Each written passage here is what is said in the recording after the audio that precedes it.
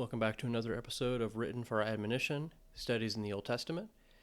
We are picking up where we left off in our conversation about the Psalms and rounding out that conversation with a not so happy topic, but one that nevertheless we need to address, and that being the Psalms of sorrow.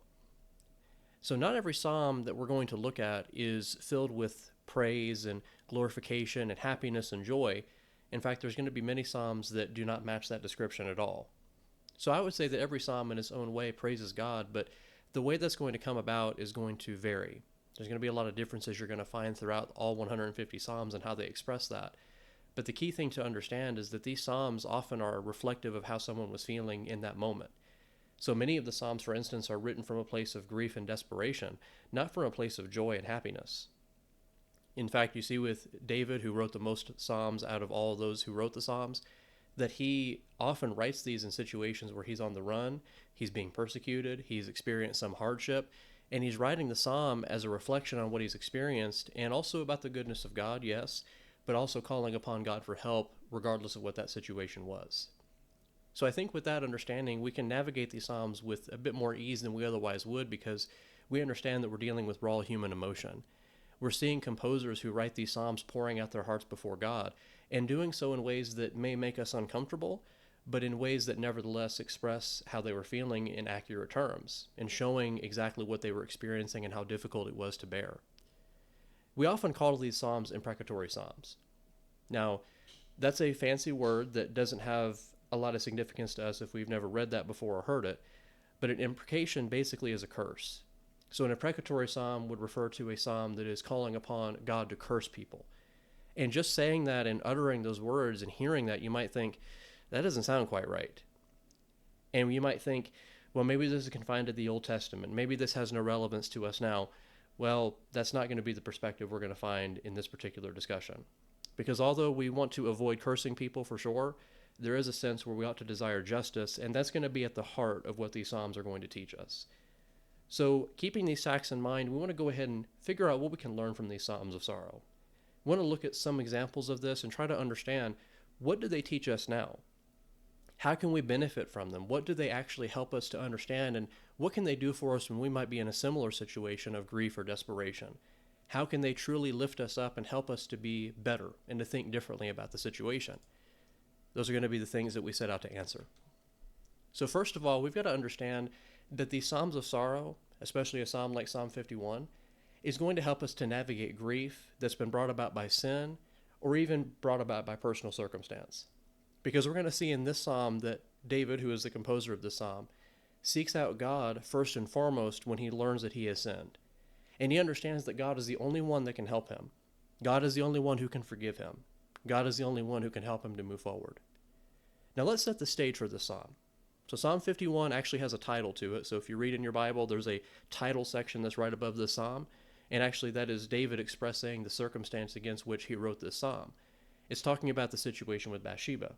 If you go all the way back to 2 Samuel chapters 11 and 12, David there takes Bathsheba, he commits adultery with her, he impregnates her, and then has her husband killed, not by his own hand, but by the hand of an enemy, but he orchestrated all of that for his purpose, and then thinks that he has gotten away with this, that he has successfully deceived other people, and perhaps he even thought he deceived God. But that was not true. He was sorely mistaken, and the prophet Nathan came to him and reminded him that God was aware of that sin and that he was not going to be guiltless for it, that there was going to have to be an answer and a punishment regarding this. And that is what leads us then to Psalm 51 and reading the psalm in its entirety to see how David reacts to this and understand that he didn't treat this lightly. He understood that once it came to his attention he had sinned, that it was like the world came crashing down on him. So let's go ahead and begin the reading in Psalm 51. We'll start with the title here, and then we'll read all the way down to verse 19 to see what David has to say in this horrible circumstance. To the chief musician, the psalm begins, a psalm of David when Nathan the prophet went to him after he had gone into Bathsheba. Have mercy upon me, O God, according to your loving kindness, according to the multitude of your tender mercies. Blot out my transgressions. Wash me thoroughly from my iniquity, and cleanse me from my sin.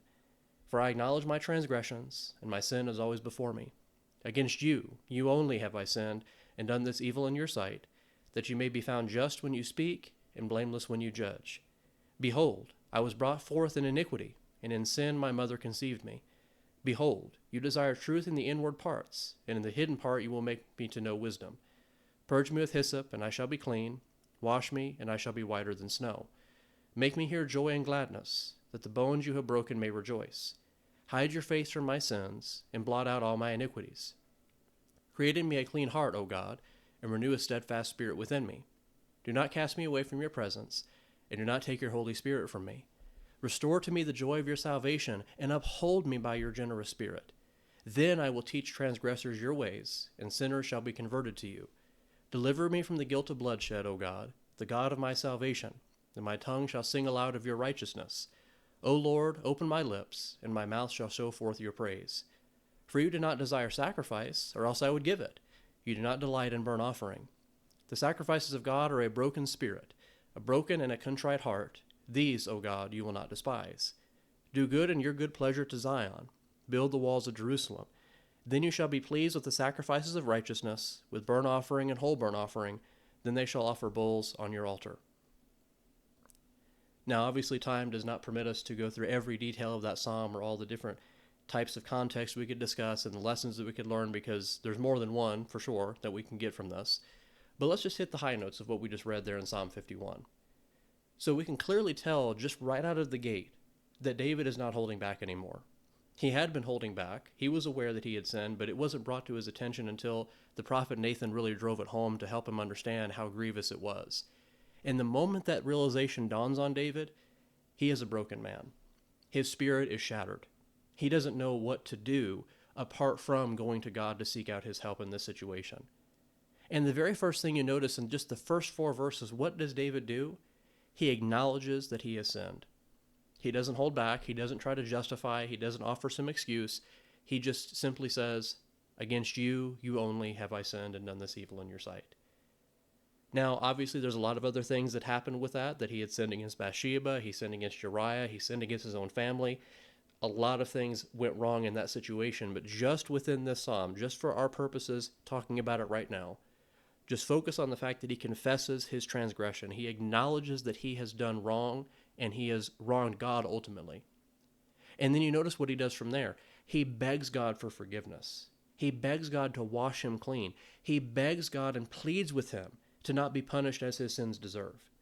He does not want to have to face that reality, and he was punished. Make no bones about it. He was most certainly punished. His family was forever broken because of his sin in this situation with Bathsheba.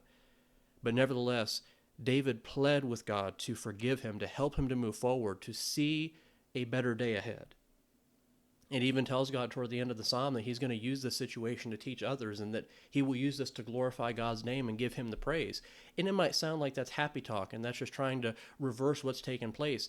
I don't think that's the intention. I think David was sincere by saying those things, that he really had learned an important lesson from this. And he couldn't undo the sin. He couldn't undo what had happened because of the sin. But what he could do was learn from it and move forward. And he could repent of these things and acknowledge these things in all honesty before God. And he could honestly say, these things have happened, I acknowledge them clearly, and I'm not going to do them any longer. And I think that is the key that we want to focus on just right out of the gate with Psalm 51, and what we can learn from Psalms like this, is that when we have situations like this, when we have grievously sinned, maybe not to the same extent as David, but we know that we've sinned, is brought to our attention, we come to that understanding ourselves, or someone brings it to us, what is the first thing we should do? We should seek out God's help. God is the only one really who can help us overcome times like that. Now, obviously, there's cases we have to make it right with someone else. We have to seek out their forgiveness too. We have to at least try to help in that situation. But first and foremost, God ought to be the first one we go to seek out that help. Because we know he's the only one who's going to be able to offer the forgiveness we truly need. He's the one who's going to be able to help us to move forward, to overcome the obstacles that we face, and to not let those things become a hindrance to us any longer. So let's learn from David in that area. Let's learn from this psalm in Psalm 51 that when we sin, when we face difficulty in our lives because of sin, we go to God, we look to his help. We don't become bitter. We don't become distant from him. We seek him out first and foremost because we know he's the only one who can truly help us. Now, having discussed Psalm 51, now we've got to get into this more uncomfortable territory. So the Psalms of Sorrow, like Psalm 51, express truths about confession and sin and different difficulties like that. And I think those are ones that we can relate to. Those are ones that resonate with us. We read them repeatedly. We understand that they have a lot of positive lessons for us. Even if the context is not positive, they still have lessons that we can glean. But what about the imprecatory Psalms? What do we do with these?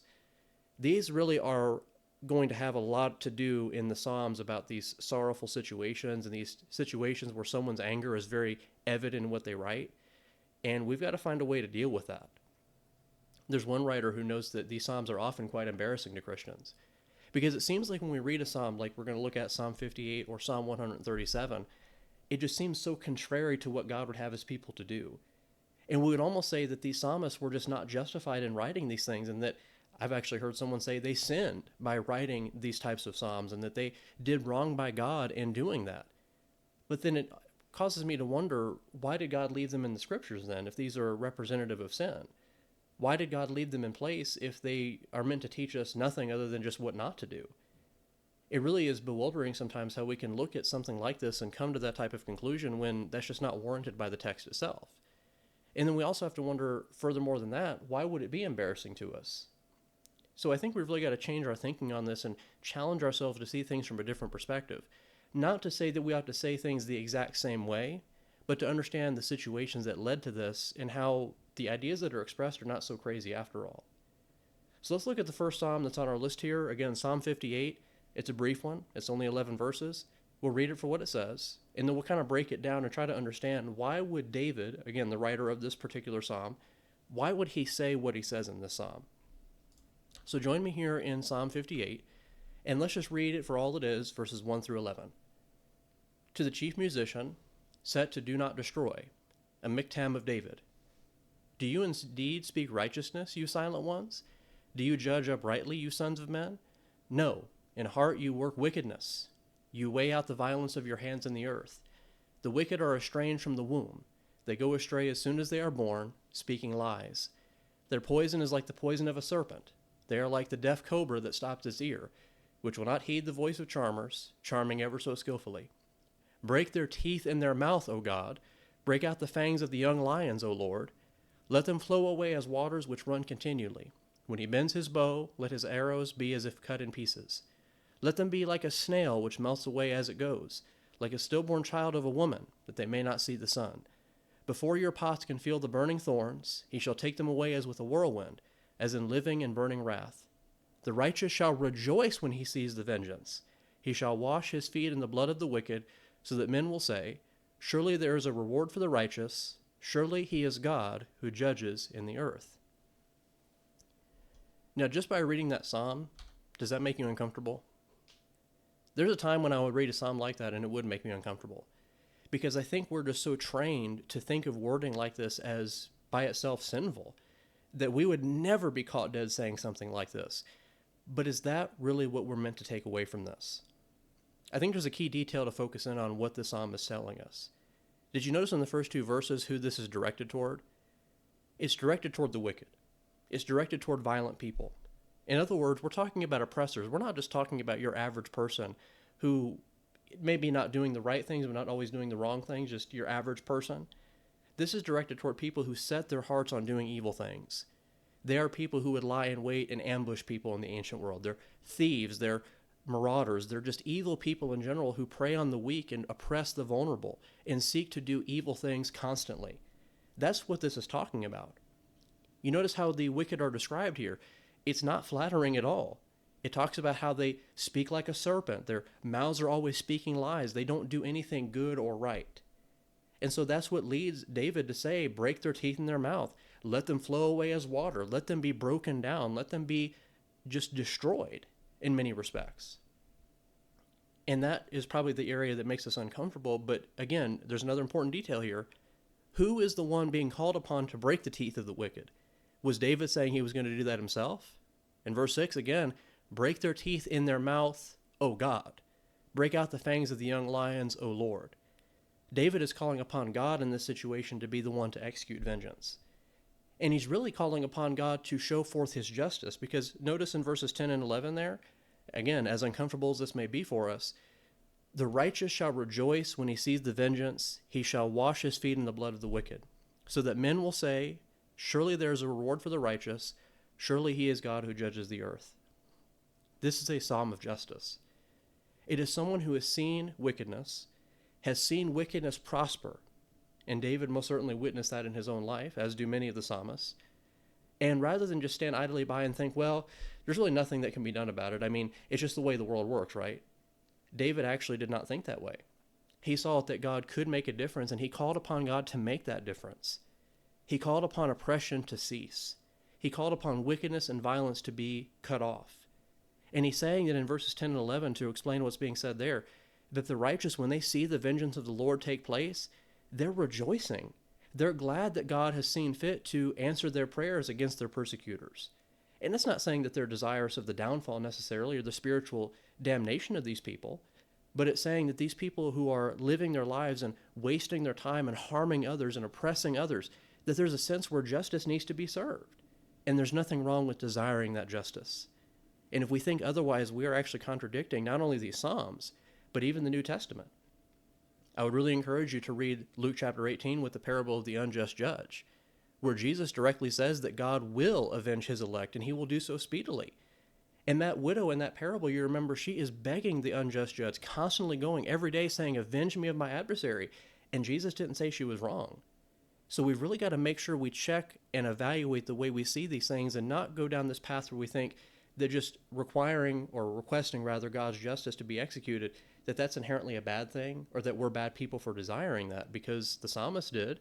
Jesus seems to indicate that in Luke 18, and there's a lot of other things that seem to indicate that as well. So the idea, though, again, is for God's justice to be the one that is served. Not my form of justice, not your form of justice, but God's. And I think with that type of emphasis and understanding the raw emotion expressed in a psalm like this, we can really come to terms with why it's worded the way that it is. Let's go a little bit further. So Psalm 58 is one example of many regarding these imprecatory psalms, but the psalm that probably makes us the most uncomfortable is going to be Psalm 137. So there are people who would actually take Psalm 137, and especially the last verse of it, and they will use it as a weapon. And what I mean by that is they're going to cite that and say, this is the Bible that you read, this is the God you serve, a God who encourages this type of behavior, as though that's some type of trump card against those who claim to follow the Bible and do what is right before the Lord. It's not that way at all. It might be presented that way, but that is a farce. That is a lie by people who don't really think about what's actually taking place in Psalm 137. So again, let's just read Psalm 137 for all it says. Let's not hold anything back. Let's not avoid the context. Let's read the psalm for what it is, starting with verse 1. And I'll encourage you to join me here in Psalm 137, and we'll read verses 1 through 9. By the rivers of Babylon, there we sat down. Yea, we wept when we remembered Zion. We hung our harps upon the willows in the midst of it. For there those who carried us away captive asked of us a song, and those who plundered us requested mirth, saying, sing us one of the songs of Zion. How shall we sing the Lord's song in a foreign land? If I forget you, O Jerusalem, let my right hand forget its skill. If I do not remember you, let my tongue cling to the roof of my mouth. If I do not exalt Jerusalem above my chief joy. Remember, O Lord, against the sons of Edom, the day of Jerusalem, who said, raise it to its very foundation. O daughter of Babylon, who are to be destroyed, happy the one who repays you if you have served us. Happy the one who takes and dashes your little ones against the rock. So again, just reading that psalm, it probably upsets us a little bit. It disturbs us to think that someone would put this down and write it, and then to think this is part of Scripture might even disturb us more, but it really should not. So let's make sure we capture the context of what's happening here. Go back up to verse 1 here with me. So here they are by the rivers of Babylon. They're sitting down, they're weeping. Why would they be doing that? Because they've been carried away captive. They have lost their land, and they know that it was God's punishment upon them as a result of this. But as they think about it, and the more they dwell on it, the more emotional they become. And once again, can we not understand why that might be? They have just lost their homeland. They have been forcibly uprooted by an enemy army, being taken from where they were, where God promised to keep his people, and they're being sent off to far-flung lands, being sent to Babylon and other areas, far from their homes. They've lost everything. They have nothing left. All they have now are memories. And that's why verses 4 through 6 there, they're remembering what's taken place, they're dwelling on it, they're thinking back on it, and then that's what leads to verses 7 through 9, where a lot of consternation comes out from these psalms. So here in verse 7, Another key detail, who is being called to remember what happened when Jerusalem was destroyed? It is the Lord who's being called upon there in verse 7. Remember, O Lord, against the sons of Edom. So that's a key detail to fixate on. The psalmist here is not looking to gain justice or vengeance for himself. He's not going to be a vigilante going out there and harming people on his own. He might have wanted to do that, but he's not calling upon that here in this psalm. So let's understand that. The other detail that's also important is, again, the context of this, the human emotion that's flowing out as a result of this, where we can understand that tensions are high. We can understand that as they write this, you can just feel the emotion coming out of the words that are being spoken. It's hard. It's raw. It's outrageous in some cases. But that's exactly what it's meant to elicit from us. It's meant to make us think those things and understand the difficulty these people were facing. It's meant to be that way. It's intended to get that out of us so we can understand what's going on. But then notice verses 8 and 9 as well. So the psalmist says, the one who repays you as you have served us, talking about Babylon, that person is happy. And then verse 9, even worse, happy the one who takes and dashes your little one against the rocks. And it sounds so outlandish to us to say something or to even read that, and we think, what is going on here in this psalm? But again, it's a desire for God's justice. It's a remembrance of the wickedness that was committed against them. And verse 9, if you look back at some other places in the Old Testament, like Obadiah would be a good place to start with this, you'll find that things like this happened to the Jews as they were being forcefully taken to Babylon. They face this type of difficulty. So they have this top of mind. It's fresh in their hearts as they think about this and write this psalm, where they're dwelling on this and wondering about it and looking to God for answers and looking to God for justice. And I think that's how we navigate such a difficult psalm. And I think that's how we understand that this is about God's justice. It's about his vengeance, not about our vengeance, but it is about our desire for justice. We don't want evil to prosper.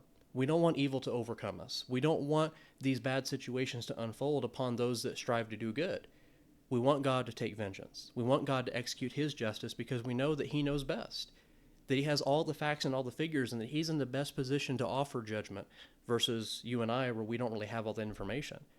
So as much as we can read these Psalms and we think it just seems out of place, it really isn't. It's raw human emotion. It's expressed in poetry. It is shown to be God as the emphasis in all of these things.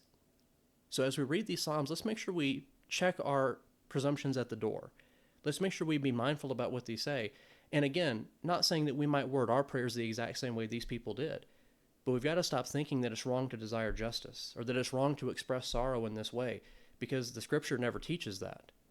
And if you think Psalm 137 is bad or Psalm 58 is bad, the book of Jeremiah has some pretty raw things to say as well, where Jeremiah is absolutely depressed. He is outraged by what's going on. He's very sick by the mistreatment levied upon him. And he said some things that you and I might find objectionable, but yet the Lord didn't condemn him for it, just as he does not condemn these psalmists for what they say. So let's be mindful to understand that maybe these things are not as wrong as we might think, and that while we may not want to go the same direction and say the exact same things, we can certainly understand where they come from. I've taken up more time than I intended with this discussion, but I think it's an important one to help us understand there's no reason to be embarrassed by these Psalms. And in fact, there's some important lessons that we gain from them if only we are willing to spend the time with them that they deserve and that we really ought to be willing to do. But we'll pause there for now. We only have 2 more episodes for this year to cover, so we're going to be looking forward to that next week and the week after. But otherwise, we'll go ahead and pause here. As always, I thank you for your time and attention, and I hope this has been beneficial to you in some way. Thank you.